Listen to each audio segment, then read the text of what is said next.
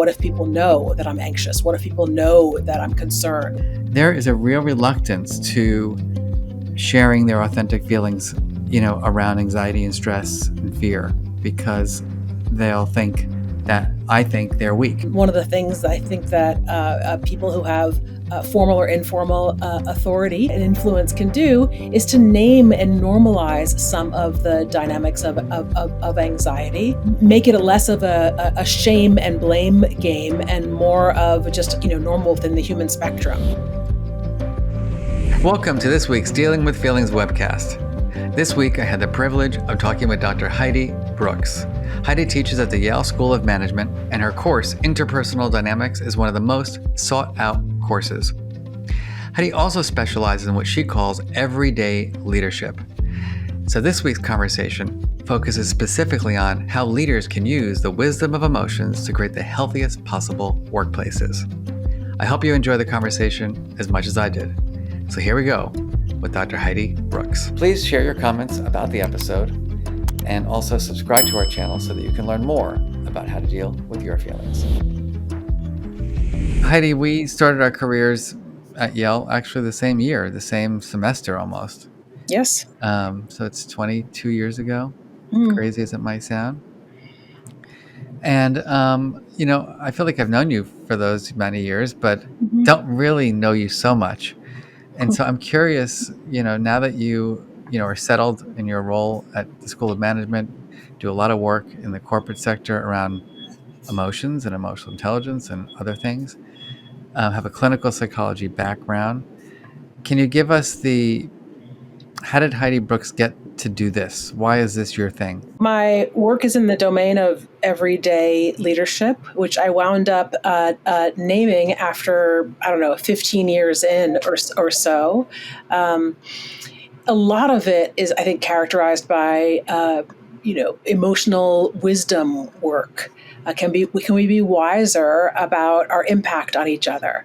In other words, we impact each other, and a lot of that impact from a psychological perspective is in a more micro lens.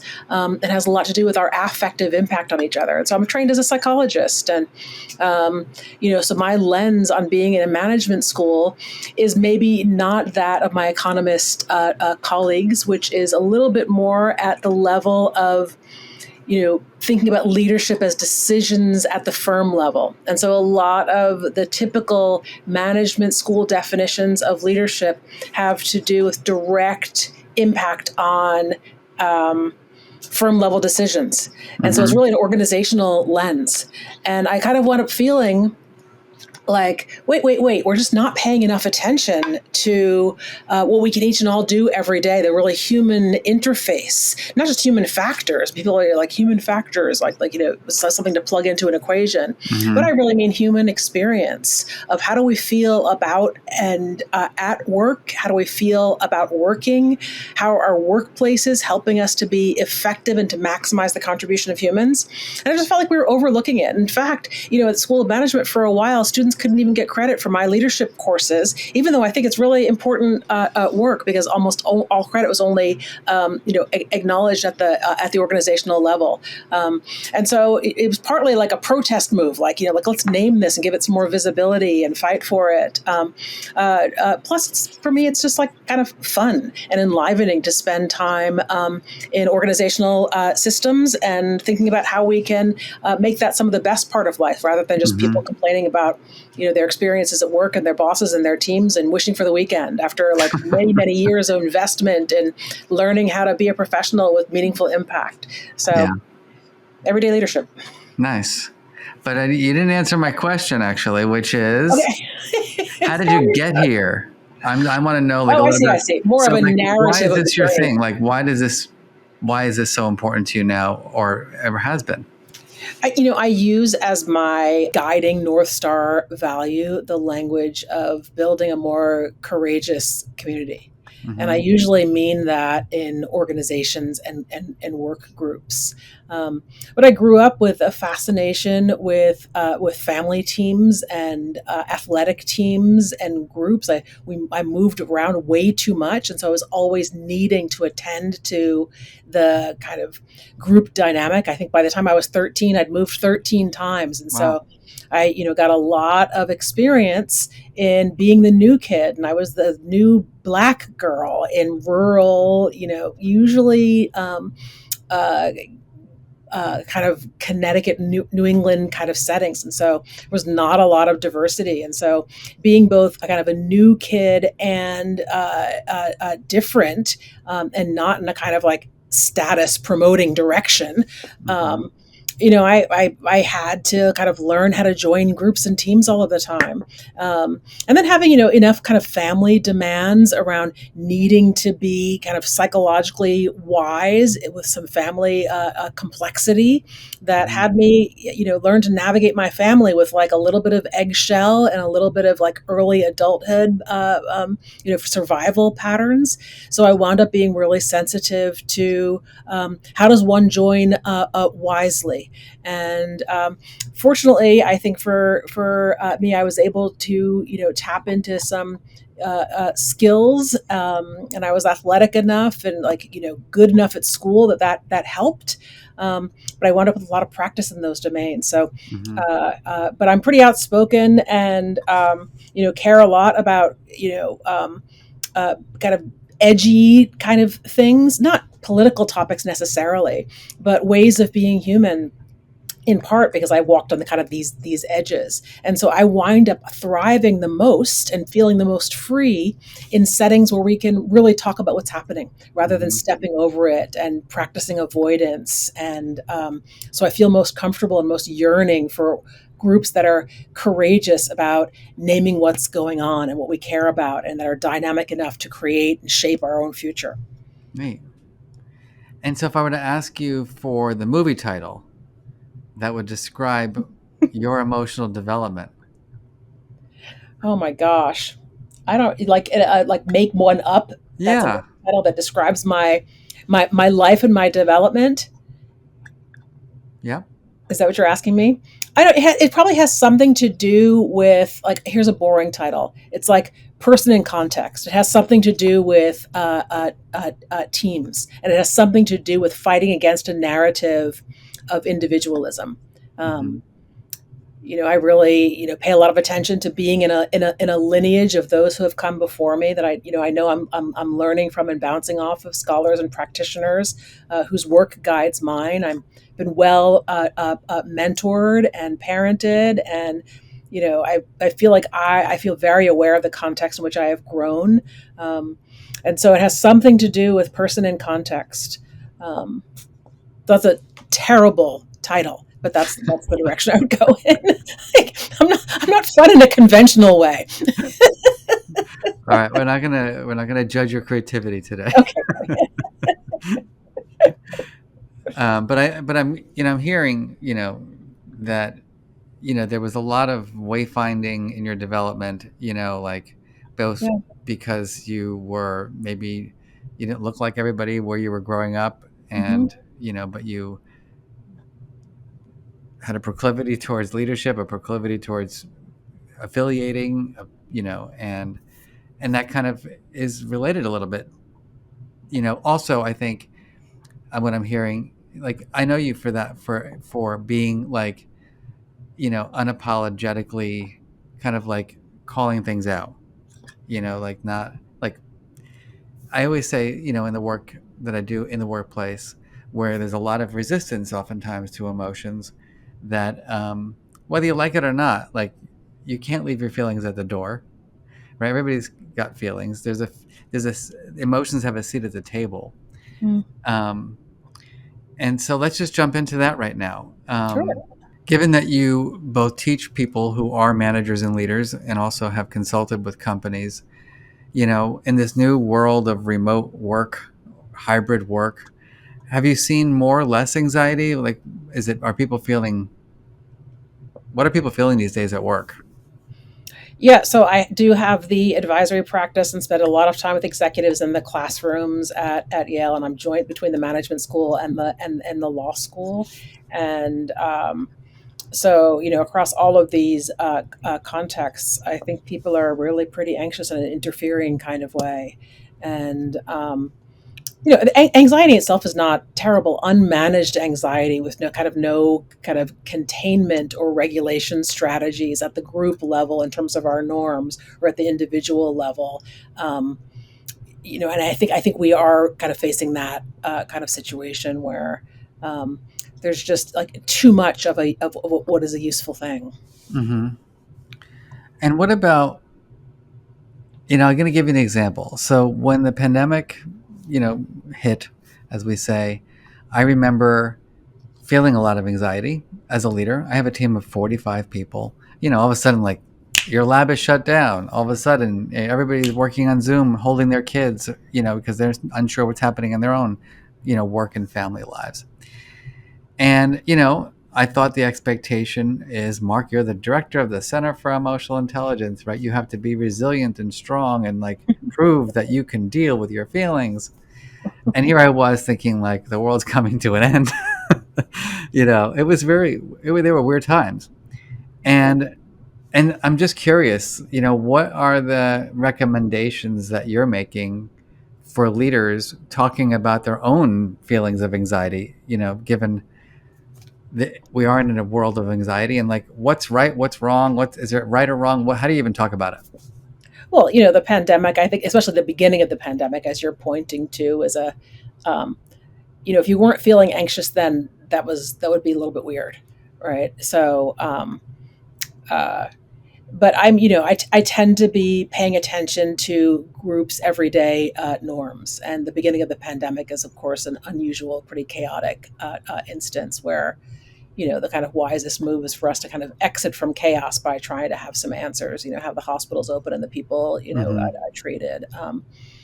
Uh, but the face of how much anxiety there is in high performing organizations that have um, standards of excellence that in themselves exert a pressure um, needs to be met, I think, with a kind of wisdom about how to deal with the level of pressure and ambiguity and uncertainty and kind of lack of connectedness, lack of shared experience, sense of loneliness, disconnection, and maybe more importantly than anything, are kind of maladaptive practices of avoiding talking about, addressing, effectively working with, naming what's going on that's actually interfering with our processes. Hmm. And so, but going back to the leadership role, so is it like what are the recommendations for leaders in terms of even sharing their own feelings?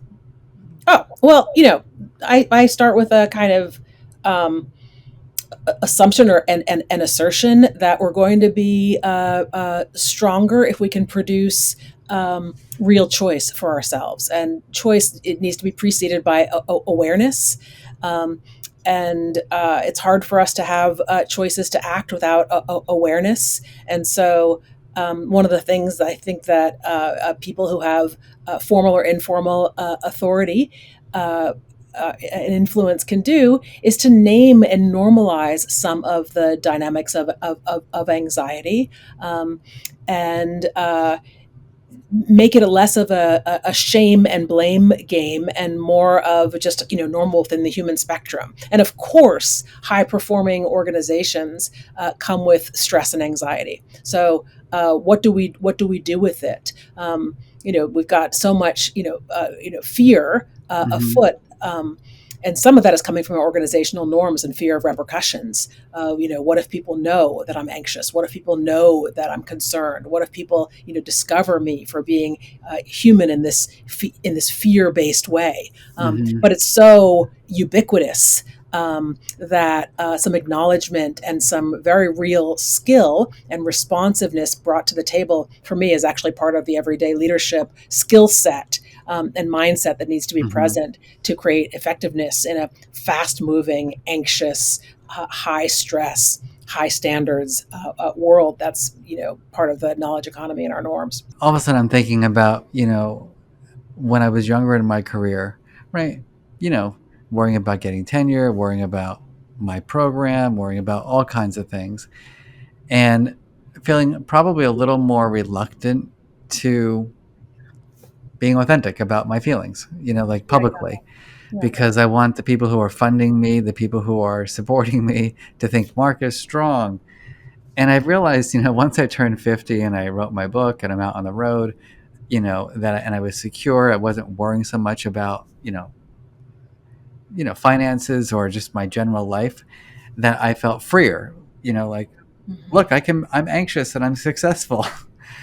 And I'm wondering how that works nowadays. With I find that even at Yale, where I'm very transparent, I think, about my feelings, and I'm not asking anybody to take care of me, which I think is important. Like, I'm feeling this way, and this is what I'm doing to deal with it. But I find that with my students, I find that with my grad students, my postdocs, there is a real reluctance to sharing their authentic feelings, around anxiety and stress and fear, because they'll think that I think they're weak. And so, any thoughts about how does someone like me in a leadership position or others um, create the conditions for people so they don't think that we think they're weak because they have these feelings? Well, I mean, I think it needs to get normalized within the context of the role. So if some of this is about to go back to your opening of this question, that when you were younger you were more worried about status and you know creating a persona and an image and a perception that you belonged in the role that you had. And now you feel a little looser about driving in that direction. I think it's a nice example, and certainly identify with that energy. And I think there's a way in which uh, you know a lot of people are dealing with how do I present appropriately for my role, Mm-hmm. right? And the pressure I think that people feel to conform to role expectations is not insignificant. Um, you know, Bob Kagan and Lisa Leahy, who wrote a book about an everyone culture, about what can we do about our organizational norms not being developmental enough, and they really start with a framing that's about this other job that people are doing that actually takes a tremendous amount of energy and resources, and has a considerable kind of suppression of the Mm-hmm. self, including emotion to it. Is this idea of kind of like presenting within role. And Mm-hmm. so, I think that's a kind of nice way to think about it. People are actually taking on kind of another job that we don't have way to give language to, uh, and that it exacts a considerable amount of pressure for presentation of the self. We have plenty of other things to be doing with our cognitive and emotional resources other than worrying so much about presentation of self. And so, Mm-hmm. the kind of earlier pressure for, a kind of sense of status vulnerability, that I have to, kind of look a certain way, prove that I fit into my role, Mm-hmm. is not something I think that we're so great at talking about. Yeah. And so normalizing that pressure and creating a broader bandwidth for what that looks like, and so everyone feels some kind of status vulnerability, especially earlier in their career, can only get maybe more intense if there's also some sort of demographic vulnerability that kind of adds to it, so that people might have some sort of additive effect Mm-hmm. for the kinds of vulnerability that they feel. But I think it's part of the source of anxiety at work, that there's just so much pressure to look like you fit in to Right. the roles and the performance asks that have been given to you. Um, So what do you so let's just play this out. Let's say that I'm asking you to support me as a leader in creating the conditions for maybe greater vulnerability or just transparency? Like, where do you begin? So I would begin by naming the aspiration and why it's difficult to get from where we are to where we want to be. And Mm-hmm. part of the way that I think about the aspiration is in this language of my own value set. Like, how do we create a more courageous community in our organization? By which I mean, courage, kind of rage of the heart, and by heart I mean kind of like why and purpose, and what are we so what do we care about so much that we're willing to act? That's what I mean by rage. Mm-hmm. So courage is more about that than like kind of dumb bravery. But if that's what I'm aiming for, the question is why do I think that's some of the directional remedy? It's because our organizations need to be able to do lots of things. We're very clear about the performance demands. We're pretty clear about the innovation demands. We might be increasingly clear about the belongingness demands. But we're not very clear or nimble about things that are in the developmental domain. Like, how do we actually become together? How do we create a different tomorrow? And so Mm-hmm. I think that requires a different kind of organizational community, one that can learn through troublesome kind of waters. And so sometimes might call myself a little bit of a troublemaker, Mm-hmm. because I'm interested in our being able to step into troublesome learning, inconvenient learning that actually asks us to grow up to be able to meet the demands of today.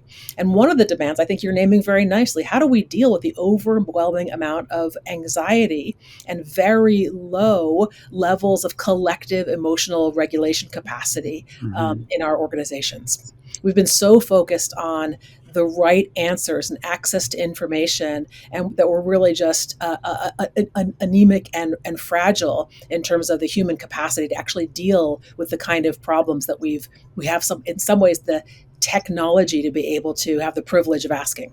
I'm just thinking of a particular instance where I had a graduate student many years ago who I assigned a project to, and it didn't turn out very well.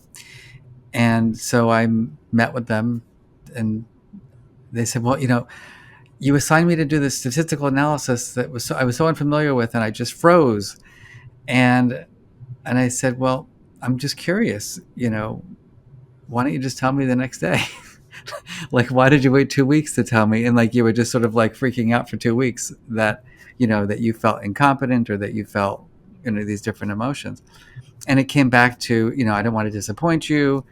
And, I wanted, I thought you would think I thought you would think I was dumb if I couldn't do this analysis. And I remember saying, like, I don't even know how to do the analysis, right? The whole goal was like, we'll figure it out together, but you're like, this is your project. So, you're empowered to do so. But for whatever reason, the whole dynamic was, they thought I would think this. I'm thinking, like, why wouldn't you just come to me and tell me right away? Yeah. And so you're saying there's a kind of a transparency, and what I'm looking for in terms of your advice and thinking is, what do you say, what do you do as a leader to get people to feel like they can be their true selves and not be so judged? Yeah, well, so being your true self isn't a work relevant outcome, and so it has to get embedded in something that is relevant and that people recognize as part of the job of work. And so it Mm-hmm. turns out that being your true self might actually be part of the process, just to use your language of true self. So how is that work relevant? So it turns out that there are a lot of things that we do that actually interfere with our capacity to be innovative and connected, and to create a work experience where people can learn and collaborate and actually kind of like basically want to come to the office. It's like there's Mm-hmm. there's a lot of stuff about just wanting to be together and in the office these days, and so some of that has to do with a sense of connection and shared meaning and shared experience, and a sense that your voice counts and matters. But one of the things that I think you reminded me of the most is this idea that we just have ideas of what produces excellence that are overly focused on individualism Mm-hmm. and knowing the answer and being able to solve things on your own.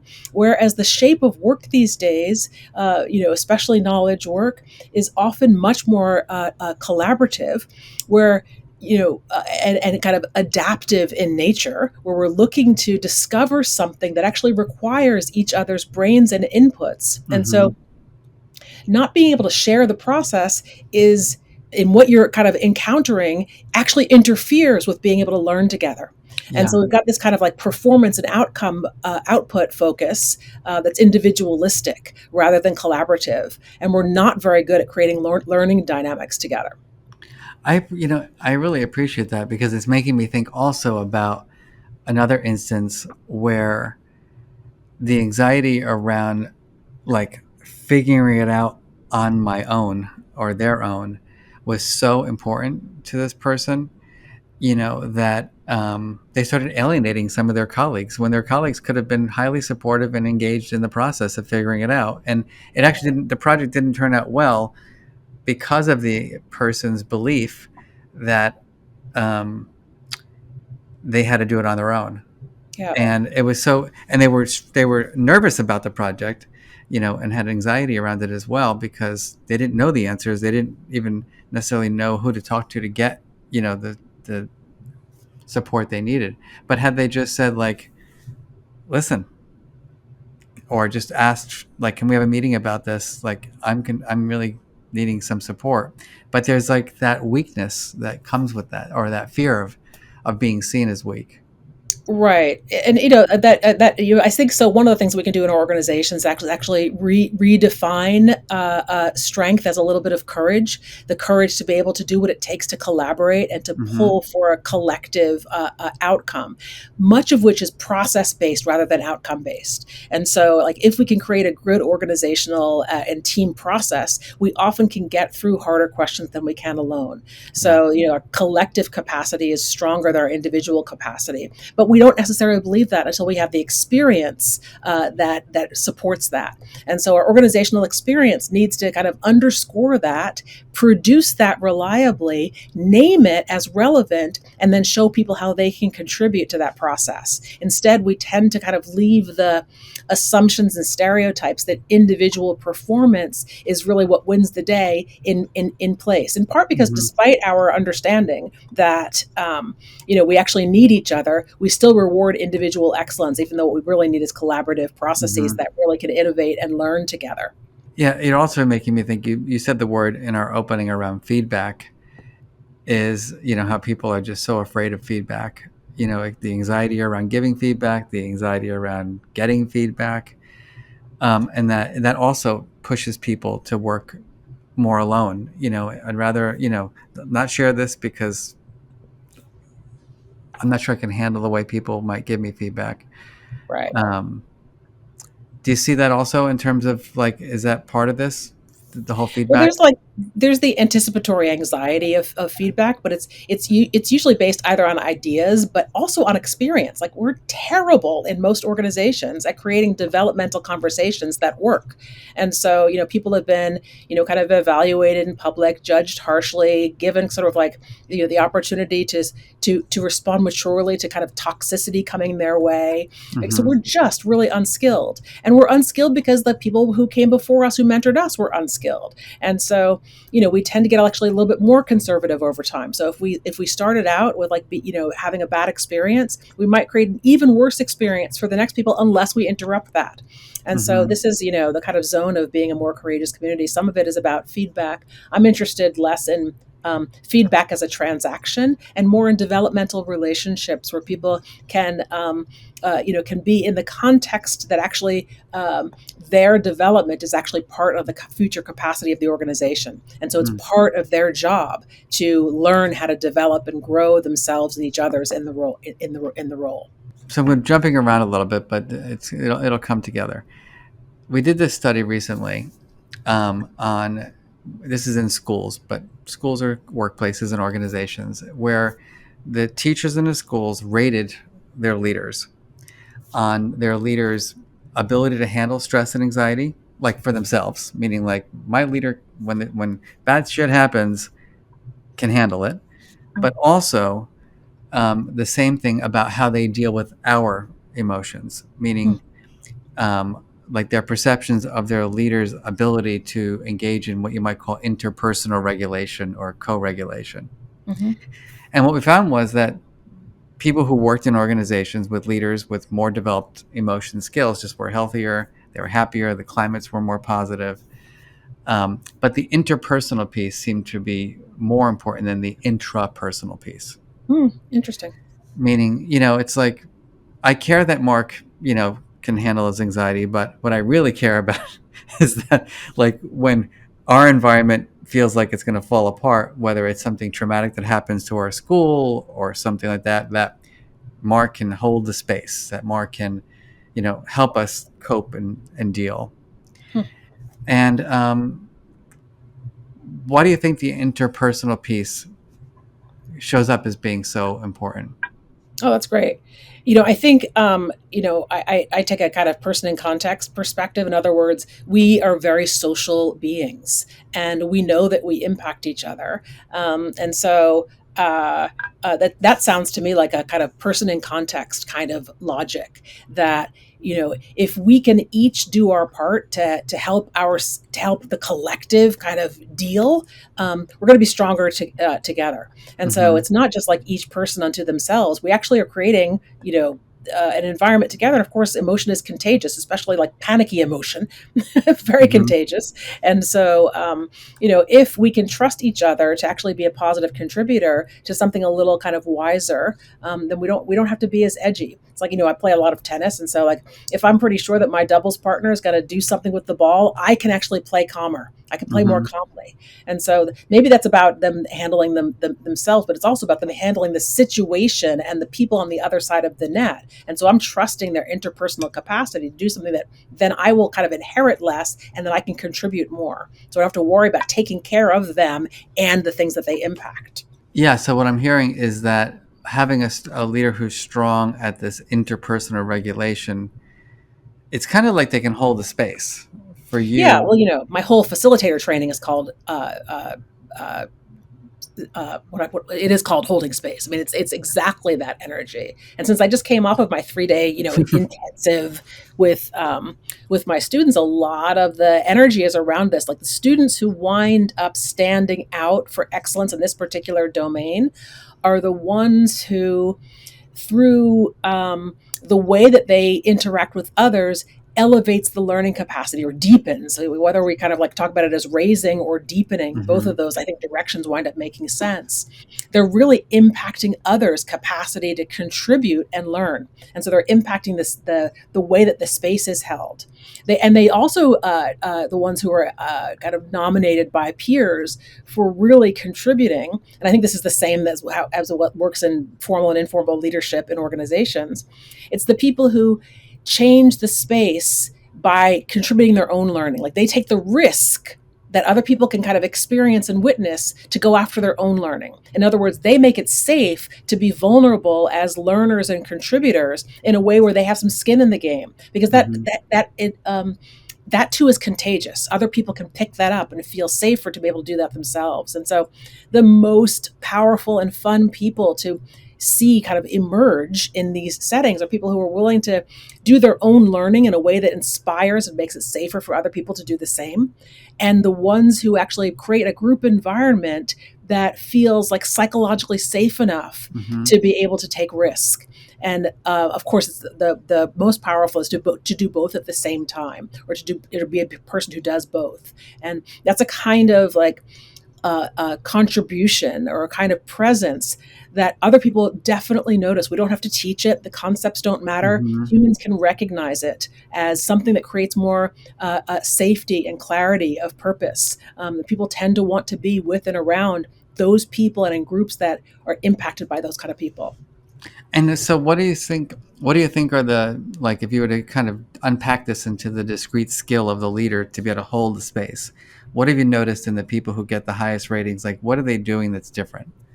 Well, it might not be intentional. That's the interesting thing. The space gets held because it creates a little bit more like cohesion of purpose, because in some ways there's like a compelling presence. Someone says like, all right, guys, I have something to say, and it's not an easy thing for me to say. People are riveted. It's like Mm-hmm. it's here and now. It's relevant to the group. Oh, somebody's about to say something that's not easy for them. We love courage. We love courage that's especially relevant to all of us. And Mm-hmm. so when someone makes a move that appears maybe vulnerable to them, it looks like courage to others often. And it's a really important capacity to be able to offer to yourself and to and groups that you care about. You don't have to be thinking Mm-hmm. like, I'm going to be a leader. I'm going to make a leadership Right. move. It's like I care enough about myself and whatever I'm going after, whether it's a value or an action or an outcome, but also I care enough about this group that I'm going to speak to what matters and reveal myself in the process.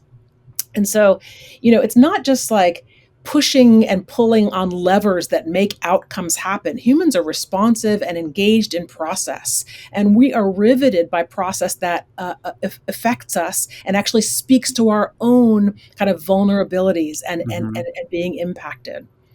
It sounds also like the a little bit of stating the obvious that maybe that people are not comfortable about. Like, I remember even when the pandemic piece that we were talking about earlier, just going into a meeting and saying like, these are really weird freaking times.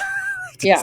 Just, like none of us really has ever known or been in anything like this before. So, but we're gonna figure this out, and just kind of creating that offering, where you're not alone. We're in this together, kind of thing.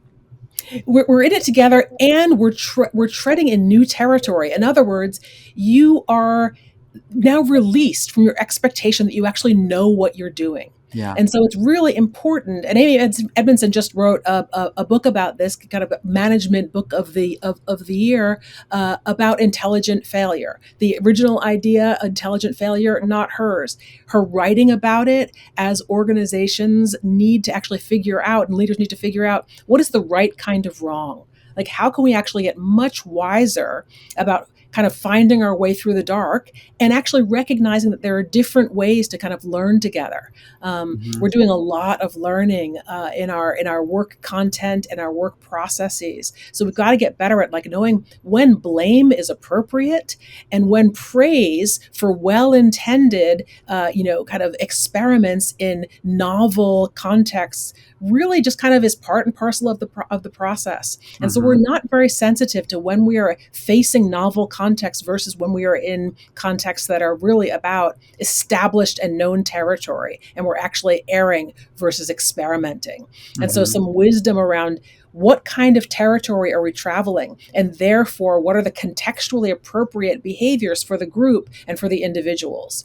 So like if you're in a hospital context and you're not washing your hands, error. There's best practice. It's established that we are not like innovating. That is not appropriate for innovation, for safe to fail experiments. That's just wrong. So we know that we have to get more clear, but we tend to overly blame, and the blame dynamics are not helping us when Hmm. we're trying to actually create an environment where people feel safe to kind of try and might be risking failure when we're in the dark, and actually safe to fail kind of nudges forward or exactly the right behavior. Yeah, you're making me think also about just my own career in terms of failure, and the I think of the program, Ruler, which is our school-based program.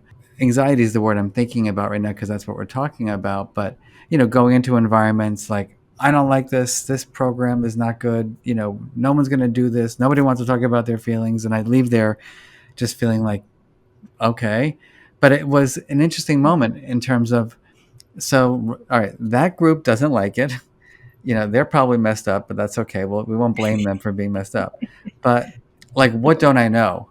Mm, And having the courage to like build a team of people who like were experts in school leadership or mm, experts in a regulation or mm. experts in change management or like just building out the group to help inform it. Um, yeah, I still think it is interesting even still. Um, and this is another question I have for you. We grew up in the field of emotional intelligence, positive psychology, um, interventions and programs. around well-being, and those have been around now like in a more formal way for what, 30 years. About it's been, positive psychology is 35 years old, 30 years old. And of course you look at the data, and everyone's psychologically less healthy than they were 30 years ago. And so it's like almost an embarrassment. I always say this, like, I'm embarrassed to share this, but I've been involved in this field for 30 years doing research and training in thousands of schools, and like the world's worse. um, and so my question to you is, how is that possible? What's missing in terms of Wow. organizations doing this?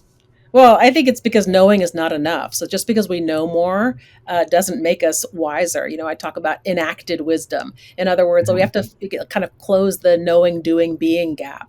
And by the time we kind of know enough to do better, then the demands are about practice to actually be able to, kind of more fluidly get new practices into our system, or individually and organizationally, Mm-hmm. and to be able to kind of like do that often enough, incredibly enough, that it actually becomes part of your way of being. So, I talked about just coming off of retreat with the students, but I do this with organizations too. It takes a Mm-hmm. long time to go from kind of conceptually and cognitively knowing better to actually being able to practice those things in a kind of way that's in integrity of your being in hard moments that are very complex and moving fast, when there's like lots of stakes on the table.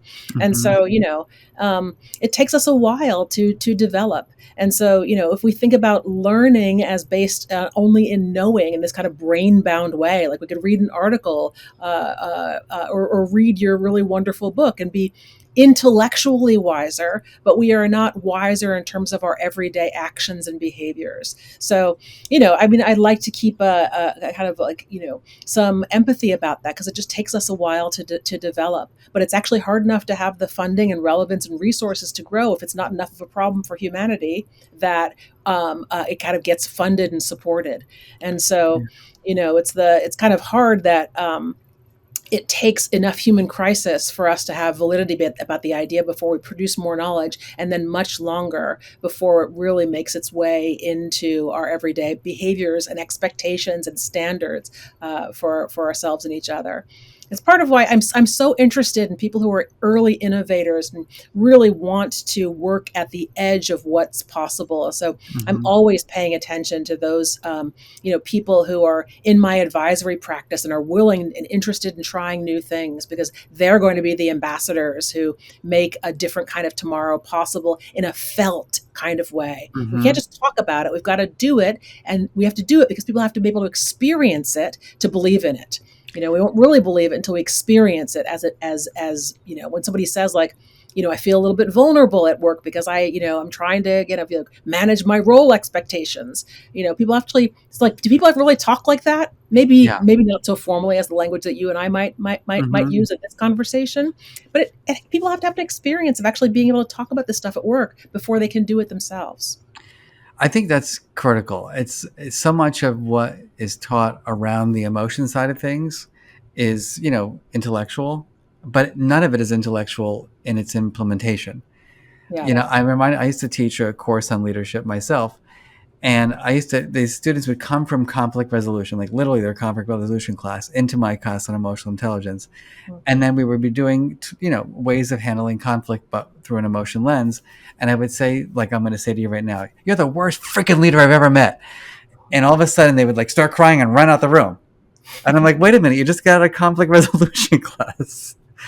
But, Yeah. the it was cognitively, I'm avoidant, I'm a enabler, whatever, all these different, they knew all the conflict styles, and they knew they could write on a piece of paper if then statements. But once they got, triggered or activated by someone, it was like all of a sudden none of that intellectual stuff was available to them. Yes. And Yeah. so it reminds me also of the same idea of, it seems like what you're encouraging people to do is take risks and engage in a lot of like processes around leadership. Yes. But and like until you know I mean, I've been doing consulting in schools. I went to one school once where it was like I'm building the charter, which is our thing about how do you want to feel at work. And I didn't have an expectation of this happening, but they happened to have a middle school head of school, principal, who was despised by the faculty. No one warned me of this. And so I'm starting this process in collaboration with the school leader. And all of a sudden, it's like the attack happened. Well, we don't feel valued and we don't feel respected. I'm like, oh shit, like I'm just going to facilitate.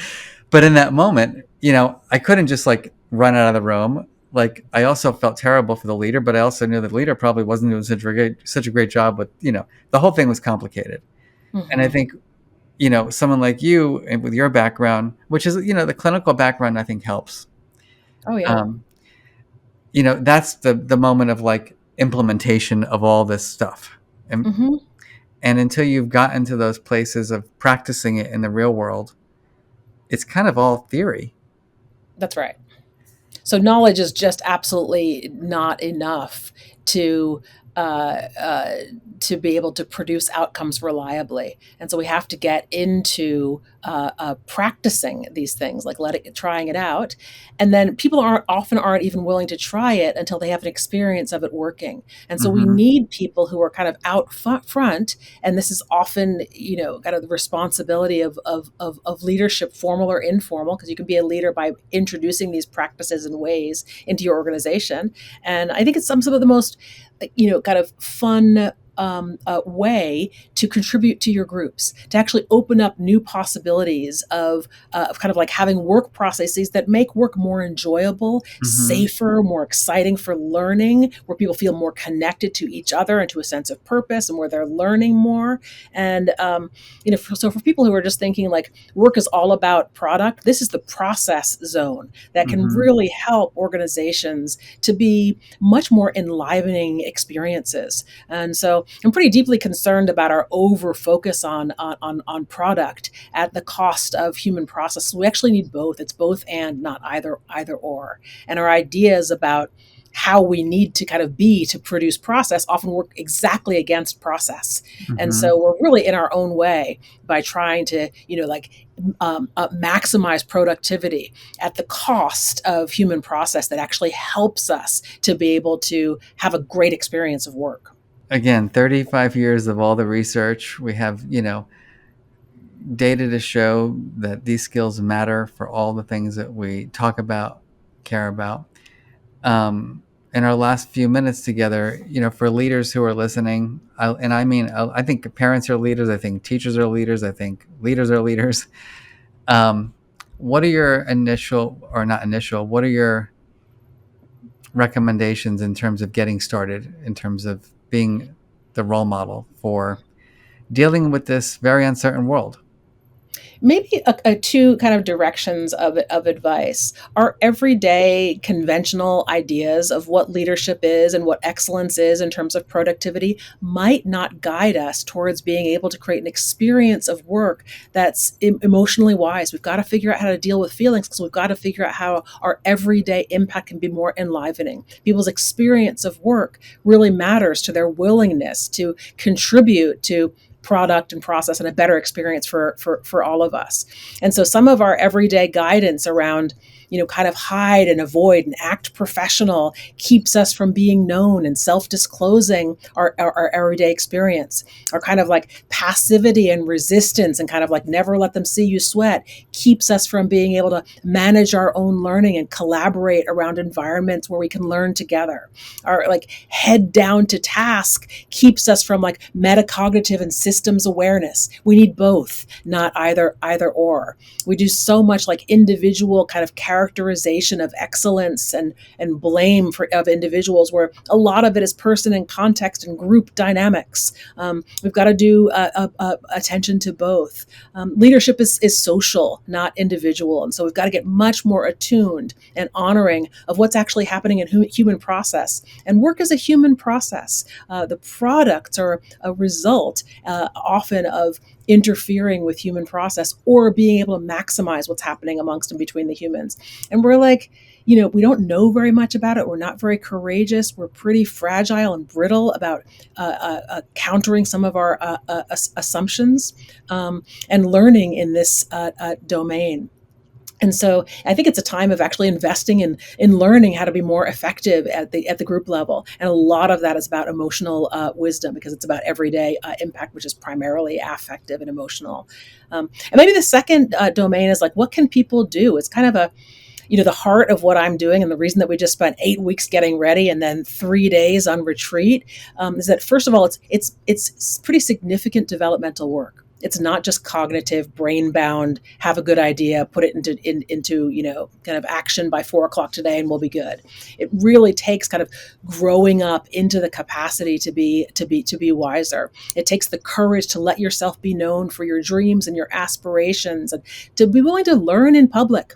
If our leaders can learn in public, and I mean formal and informal leaders, anybody who people look to, if they can actually make it safer by their own actions to learn in public, and invite others to feel safer to learn in public, and then raise that up as something relevant to our experience of work, not only will it be like probably a safer place to work, because it's more enjoyable, because people can be more of themselves, but you'll probably be working towards processes that help you to be more productive. And so I really encourage the kind of letting yourself be known, really working on like, how do you listen with empathy and connect and have a kind of sense of feedback that's developmental and really working. And some of those things take some time to learn. Feedback is a really basic manager responsibility, but we tend to be really pretty terrible at it. For something that's so fundamental, it's pretty unusual to find somebody who's had a great experience of feedback reliably. And so we're just, we're kind of wrong-headed and inexperienced for something that's so primary in our lives. And so I hope to work myself into my work being obsolete, but I don't think it's going to. I don't feel very threatened by that aspiration. So my last question for you is more of I'd like you to just do a little bit of a visioning exercise with me. Okay. I'd like you to imagine a world where organizations are emotionally wise, where your work on everyday leadership is embedded in the principles and the skills and the processes and the practices are all there. What's different? I think work is more fun and playful, that we kind of see the process of being human and fallible as a kind of strength. And that winds up showing up because we kind of normalize appropriate failure. Right, there's kind of like this intelligent failure, this kind of right, kind of wrong, and for me, I guess I really like these references to the kind of corporate athlete, less as an individual and more as a team. Like where athletes, and it's like a lot of scientific process too, that we actually know that we just need to get our heads together and try the best we can to kind of learn and produce. And I think if we could get rid of this idea that like results are simple to produce if we only get the right linear process in place. Well, I mean, when that works, it works. And, this kind of, Heifetz and Linsky idea of technical and adaptive, when it's technical and you really can reliably produce outcomes, fine. But a lot of our work these days requires us to learn in order to produce the outcomes that we most value. And I think, if our workplaces become more courageous communities where we're really much more wise about learning together, learning is fun and enlivening and elevating and keeps our aspirations and our hopes at the center rather than our fears and our worries and our obstacles. And we are so skilled at keeping our fear at the center of our interactions and hiding from one another and from processes. And, I'm kind of over that. I'm really, I've never been interested in that. And, I don't want to play on tennis teams that are like that. And I don't want to be in faculties that are like that. I don't want to be in meetings or families that are like that. So, I think if we're more courageous, work will be not only a more fun place to be, but some of the best part of what it means to be alive and human and contributing. Love it. Thank you. Thanks for inviting me in, Mark. Yeah,